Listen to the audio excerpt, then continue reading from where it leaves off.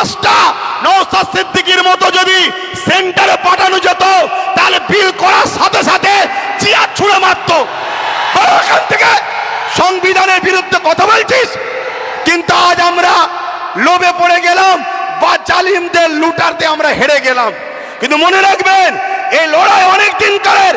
আগামী দিন অস্তিত্ব বাঁচাবার জন্য যেমন আমাদেরকে রাজপথে সংবিধানের অধিকার নিয়ে লড়াই করতে হবে, ঠিক তেমনি সংবিধানের অধিকার নিয়ে নিজেদেরকে বাঁচার জন্য, নিজেদের অকাপ বাঁচাবার জন্য একটা চেয়ারের পায়ারও দরকার আছে না নাই? জোর আছে না নাই?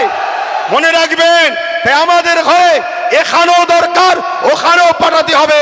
যখনই সংবিধান বিরোধী কিছু কথা হবে তখনই তারা লড়বে। আজকে বলুন আব্বাস সিদ্দিকী ভুল করেছিল? ভুল করেছিল। এই গত দুদিন আগে পার্লামেন্টে আমার পশ্চিম বাংলার বিধানসভায় ওয়াকফ নিয়ে আলোচনা হচ্ছিল। বড় বড় দাঁড়িয়ে রাখা মৌলী সাহেব কলকাতায় দাঁড়িয়ে বড় বড় ফুটানি দিচ্ছিল, ওর মধ্যে ঢুকে একটা ওয়াকফের পক্ষে কথা বলেনি, একটাও কথা বলেনি। আমি আপনাকে রিপোর্ট বলে যাচ্ছি, কেন? ও যদি কথা বলে পরের বারে টিকিট পাবে না, পরের বারে টিকিট পাবে না।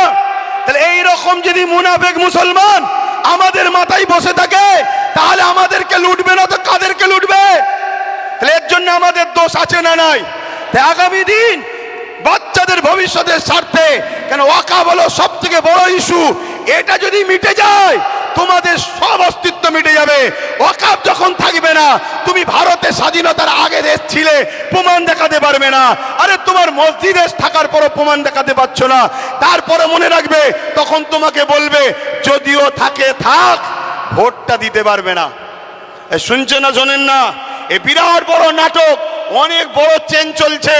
মনে রাখবেন বিগত দিন যা বলেছি আজকে সেটা ঘটছে না ঘটেনি। আজকে যেটা বলছি যদি ঘুমিয়ে থাকো, অগ্রাহ্য করো, তাহলে আগামী দিন কিন্তু কোনো ঘটবে, তখন কিন্তু আব্বাস সিদ্দিকী আর বলার জন্য থাকবে না।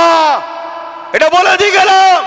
এ লড়াই আমাদের জীবন মরণের লড়াই, এ লড়াই আমাদের বাচ্চাদের লড়াই।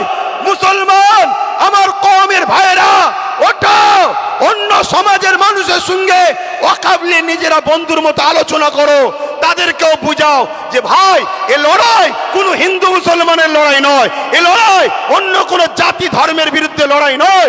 এটা কেন্দ্র সরকার বিভাজন লাগাতে চাইছে।